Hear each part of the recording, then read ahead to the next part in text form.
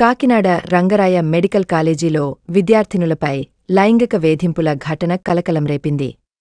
Biochemistry lab attendant Kalyan చక్రవర్తి, microbiology technician Jimmy రాజు, biochemistry ఎల్.టి. Gopalakrishna, pathology ఎల్.డి. Prasad తమ పట్ల అసభ్యకరంగా ప్రవర్తించారని ఫిర్యాదు చేశారు విద్యార్థినులు. మెయిల్ ద్వారా ఒకేసారి ఫిర్యాదు చేశారు 50 మంది విద్యార్థినులు.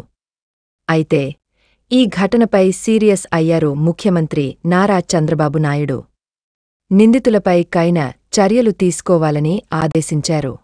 కాకినాడ జీజీహెచ్ వైద్య విద్యార్థినులపై లైంగిక వేధింపుల ఘటనపై అధికారులను నివేదిక కోరారు సీఎం చంద్రబాబు నాయుడు. దీంతో సీఎంకు నివేదిక అందించారు వైద్యారోగ్య శాఖ అధికారులు.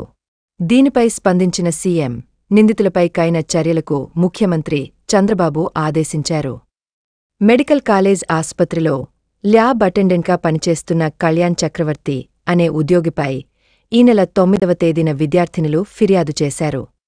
ఘటనను సీరియస్గా తీసుకుని దీనిపై అదే రోజు కమిటీ నియమించి విచారణ చేపట్టారు అధికారులు.